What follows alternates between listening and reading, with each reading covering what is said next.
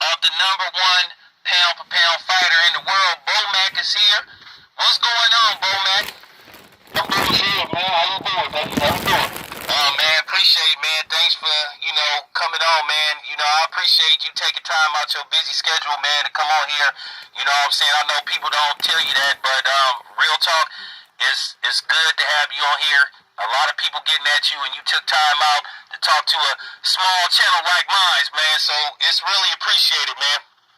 No worries, man. I'm gonna look out for you, man. Especially, especially when you got big, like the other guys, like the Athletic or the ESPNs and shit. You know what I'm saying? They got the spotlight on them when they get interviews or they write articles and shit. But guys like you and shit that's working hard, beating the streets and shit. I'm coming, man, because I know you got those down-home fans that's sitting in the driveway drinking beers or in the barber shop talking shit. I'm gonna come talk to you, baby. I fuck with the real street niggas. I fuck with the felons. So, you know that, brothers. Because I am from these Oakland streets. You know what I'm saying? Bill from Deep East Oakland. Bill Haney from Deep East Oakland. I'm from like the early part of East Oakland. So, first of all, Bo Mac, I want to congratulate you on good stoppage. Was that the game plan to stop Frampton? Well, like I always tell the media, and I even tell, the team or the fighter, we ain't going in there looking for the stoppage, though, but if it comes, let's take it. But we in shape to stop his ass, but we in shape to go 12 to come when we step in the ring. You know what I'm saying? So, it was there for him. And we seen it. You could tell it. You try to tell it, in the ways and shit like that. His little interviews at the press conference. You could tell he was giving up. This is my last fight. If after this fight, if I get beat, I'm retired. So it was already set in his mind. So me and the team had a meeting after the press conference. Said, "Let's go, man. Let's press the gas pedal on this dude." Okay. So, it was a great stoppage. And then Shakur Stevenson, he said, hey, what's going on? So, let me ask you something. Is Shakur Stevenson in the immediate plans, or you want to get him like a fight in between? So, when will we see, him again, Heron versus Shakur Stevenson, or do you want to get a tune-up fight? How soon can we get that fight made? Well, first of all, Jamil got cut, man, and I think he ended up getting like 10 stitches, and that's the same eye that he got cut before. I think he got cut twice before, so you kind of got to let that fucking cut heal up. And then on the backside, I got to go to business with Top Rank, and see, what we can accomplish as far as moving ahead. If it's got to be Shakur, or do we want to unify with Vasquez, what's his name, what's the little dude name? The WBC, whatever his name is, or unify with the ring title, with the ring belt and shit. That got a little bit more pop on it than Shakur Stevenson. You know what I'm saying? And that's my boy, man. You know what I'm saying? He's like my little nephew and shit. But I know he mean business. Him and Jay and them over there, over there on that side, and Jay Prince and Coach K and his grandpa, I know they mean business. They want to get the business done, and you know what? And I would never shy away from a fight because I can figure a fight out in a half a round. But again, I'm gonna sit down with the team, Jamil, and then we'll go from there. Okay. A couple of weeks prior to that, you had a setback with Maurice Hooker versus Virgil Ortiz. What happened in that fight? I want to hear from you, man. What happened in that fight? Mo broke his hand. Mo broke his right hand. He hit Ortiz over the top, on the top of the head, and we didn't find out when it was broke till 2 days later. But you could see when he threw that right hand over top, that when he took that knee and turned his back and took that knee, that something was wrong with him. So, but he was coming on, man. He was coming on. It was a good fight. I think it was 6 rounds or something like that. And then I think we had two out of the four, but you can see that,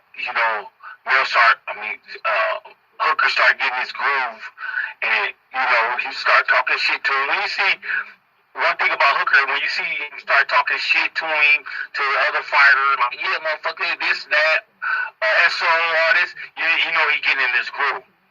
And we figured in the later rounds that this one is going to beat him that. Okay, because I think he's never been past like 7 or 8 rounds or six rounds or something like that. Okay, and I thought he was doing very well too. Let me ask you something. Did you see some flaws in Ortiz that, let's just say for the sake of the fans or just in case, do you see some things that Bud could exploit with Ortiz? I saw some things that I think a fighter like Bud could exploit, but let me ask you something. Did you see it? And if so, can you tell us what you saw in Ortiz, some of the flaws you saw in him? One thing about Ortiz, he do come in with his hands up. He'll come in, he'll take a couple shots, try to land off it. His 3 or 4 shots to the body, or he'll try to come over the top. He'll rush in, he'll come in low, and then once he get there, he'll come up. He'll raise up and throw the hook or overhand right. Man, Bud ain't going for that shit. If he come in low, and Bud see him coming in low, 2 things is gonna happen. Either you're gonna meet him to the spot, or you're gonna throw that uppercut, and it's a wrap after that. You know what I'm saying? And again, I think Mo like 20. He got like 27 fights. Mo still gotta learn. Mo still learning. And one thing about my team, what I like to do is have fighters learn from fight to fight. You gotta learn from fight to fight. And also they gotta learn their self. They gotta learn it inside their self. And then as a team, we gotta sit down and show them, listen, this is where we was at, and this is where we need to get to. You know what I'm saying? So it's a learning process for Mo. But as far as Bud, he'll kill that dude. He'll destroy his career. I mean, Bo Mac, I feel like something is going on with Bud where I feel like, because I wanted to ask you about Bud, but first I want to ask you, is Ortiz a possibility in the near or possibly distant future? Is he an option for Bud? Because I'd rather hear it from you than hear other people spectate. Fuck yeah, man. And he got the buzz. Ortiz got the buzz right now. You know what I'm saying? And then one thing about Oscar put him in there. You know what I'm saying? Like he put Canelo in there with Floyd. So, and then look, Canelo got that loss, and now look where he's at. And I feel like that Ortiz can be the same way. Because if he step in there with Bud, he's definitely going to beat him. And then maybe he can bounce back. Okay, you know what? Virgil Ortiz is from the Dallas area. And like I said, I hit Bernie up on his channel. I'm thinking Dallas. It's a whole bunch of Hispanics out there, primarily Mexicans. Cowboy Stadium. I'm saying, it makes a lot of sense. It makes money. I think, Texas at 100%. So, I mean, Bo Mac, you pretty much can fill up the fucking stadium with 60,000, 70,000 people.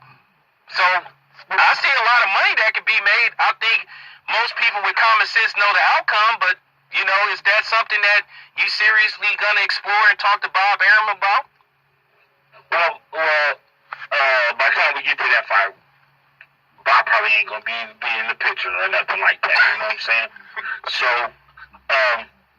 we're just gonna get past the next fight, and then we'll explore our options, and that could be an option. Terence like fight at home. I mean, he can put 20,000 in there, or we can go to Lincoln and put 110,000 in there. So, I mean, again, we'll weigh out our options and see where we go from there. I mean, definitely Ortiz, Nebraska. It might be in the middle of the state. I know Dallas is only like 9.5, 10 hours away.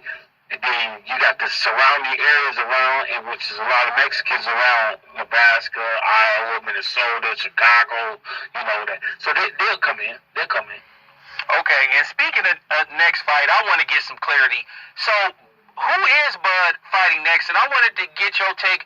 What's going on with this Pacquiao negotiation, or is Bud and Pacquiao gonna happen next? Or if not Pacquiao, who is Bud gonna fight next? And when can we see the pound for pound best fighter in the world, you know, in the ring again? Well, right now, we definitely in the gym. We right back in the gym. We got back. Me and the coaching staff got back Sunday night, Monday morning. We was in the gym. So it's definitely gonna fight June 5th over in we're looking at the Middle East. So we got a couple opponents that's on the chopping block, and I can't say right now, but he's definitely gonna go June 5th. Definitely over there in the Middle East. So it sounds like something big is on the horizon, huh? That's where all the big money at, right? I guess so. I mean, hey, you know, Bo Mac, I would love to be out there, but you know, I don't think they're gonna give me a passport right now. So you know, you know what I'm saying? You know, I told you I'll come fuck with y'all anywhere in the States, man. But that, you know, going overseas, man. So you know, hey, I'll see, man. I gotta see. So let me ask you something. Speaking of Pacquiao, well, I want to ask more about the media and how they've treated Bud, because I'm disappointed in particularly the media, and I'm just gonna say it, you know, because you know me, I'm real with my shit. I'm a little bit disappointed in black media, because when you started hearing about Bud possibly landing the Pacquiao fight, it seemed like certain people in the media, should I say, you know, PBC and possibly the other guy from Texas, seemed like his fanboys or his supporters were kind of rooting against you guys not to get that fight. So I want to ask you, how do you feel about, you know, black media basically rooting against Bud? And I thought we all supposed to be in this together. You know me, I keep it real, Bo Mac, so you can tell me how you feel about that. Man, you know what? I really don't pay no attention to that shit, man, because, you know, my focus is on getting Bud the biggest fight that's available for him and the most money that's available for him. And I do hear some things, but I really don't pay no attention to him.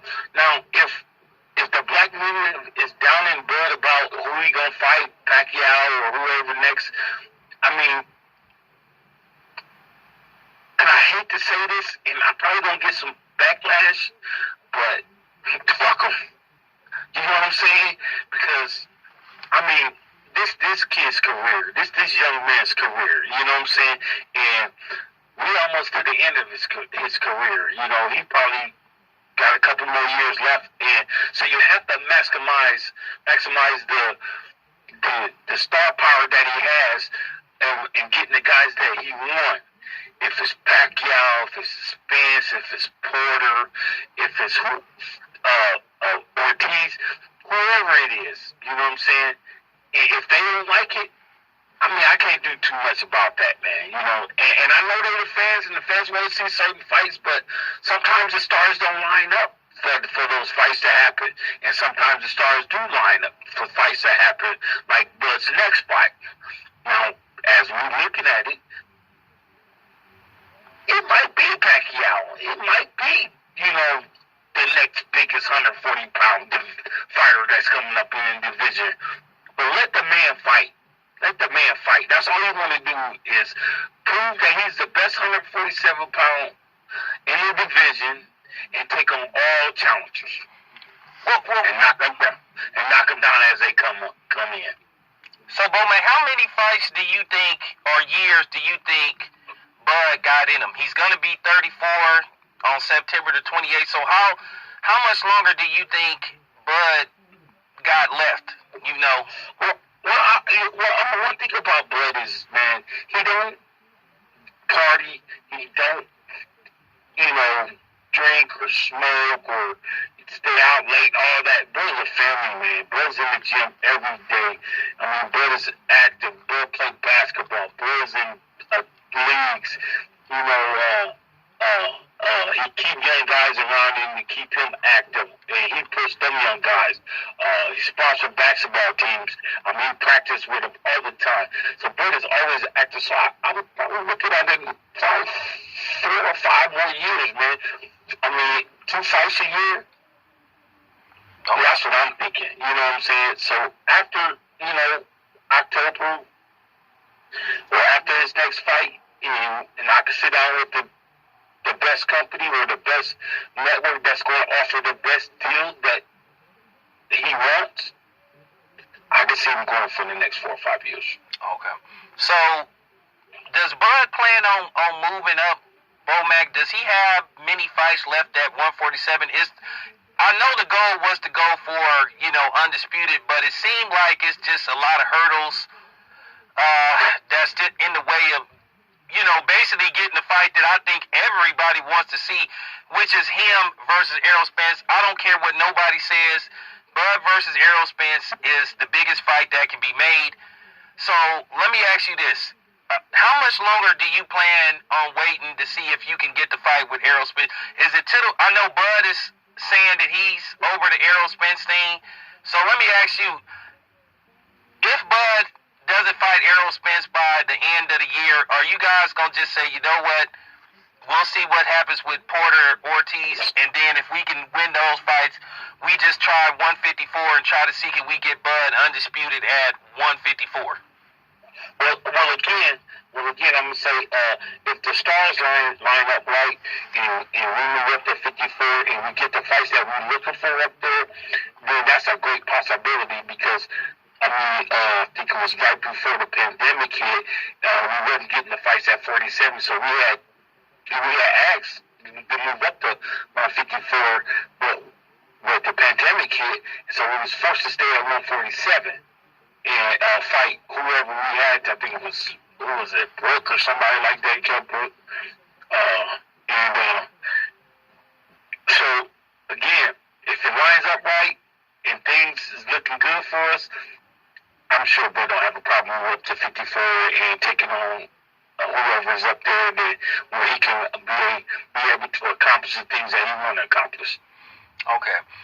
I wanted to ask you about, since you said Bud has tried to get certain fights, what has happened, what has stood in the way of Bud not being able to get, the Keith Thurmans, the Sean Porters, and, the Errol Spence and possibly other people? Is it that hard to try to negotiate with the PBC? And I know Danny Garcia was in the mix and he backed out. I just want to know, what is the problem? Why is it so hard to get a fight between, Bud and the people on the other side of the street? Well, I'm going to be honest with you, man. I think it's more those guys, I don't want to say price themselves out, but I want to just say what monies is available. What type of monies is available, and the money that is being offered to those guys, because there's been an offer made. And if it's $3 million, if it's $2 million, if it's $4 million, if it's, 5 million, it just always come back, that's not enough money because it's a high risk and low reward. You know what I'm saying? So I think most of those guys over there, or any guys that want to fight Terence, is, want to maximize their, the money ability. The money that is given to them. And they over there were out. Great businessman. And he can see the bigger picture. And so, whatever ESPN offered, Top Rank offered them, and I guess it's just not enough money. Because it's not us. And those guys do want to fight. I will give that to them. They want to fight. But like they always say in the media, that's just not enough money. I'm not going to accept $2 million. I'm not going to accept $3 million. And $3 million, that's a lot of fucking money to me and you. You know what I'm saying? That's a lot of money.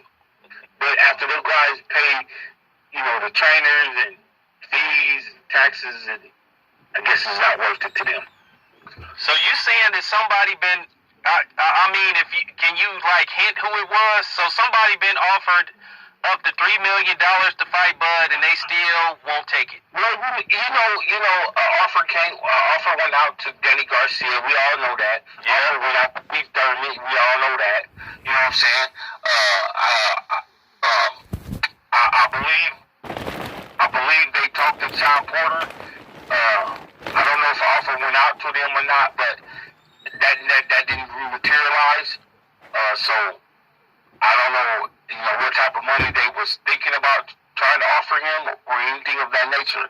But I know Kenny Porter really well, and I know, pretty much, what those guys want over there. Wow.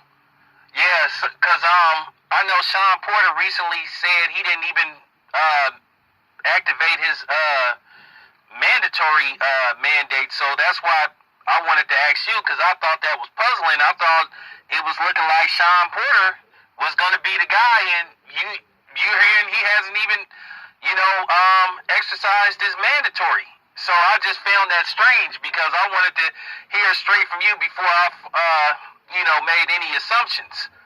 So when the mandatory, when you're the mandatory, okay, if I'm the mandatory, and that means my promoter got to go and, okay, if you got to go to purse bid, Now, I don't know if they want to go and activate that, because if they want to activate it, they got to kind of put up some money, and that's 75-25 when you do your mandatory. So if let's just say a PBC say, okay, we will activate the mandatory, and we got $5 million on the table, Terence gets 75% of that money. The challenger get 25%. So there it is. And I know them guys over there ain't gonna accept that. What is it, 1.5 or $1.2 million? They're not gonna accept that, man. okay. So basically, we just gotta hope that it seemed like it's getting frustrating, because it seemed like we're clamoring just for certain fights, and it just seemed like we can't get it, because it seemed like it's a lot of politics in the way. And I'm glad you kind of then explain to the people how these things work. So how many times do you plan to fight? Bud plans to fight this year.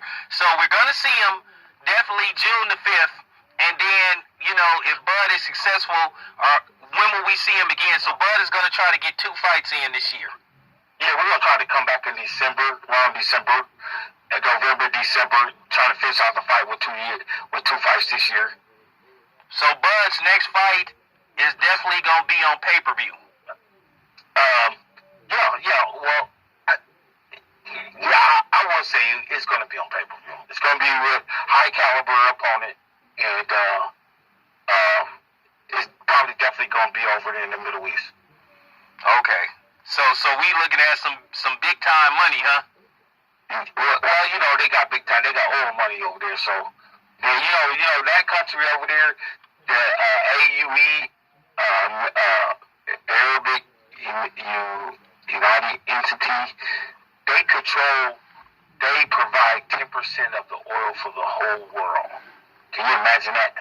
Okay, so we looking at some big paper. Okay, so I take it, Bo Mac, that this fight is gonna have live spectators, and it's gonna be in yes, definitely that.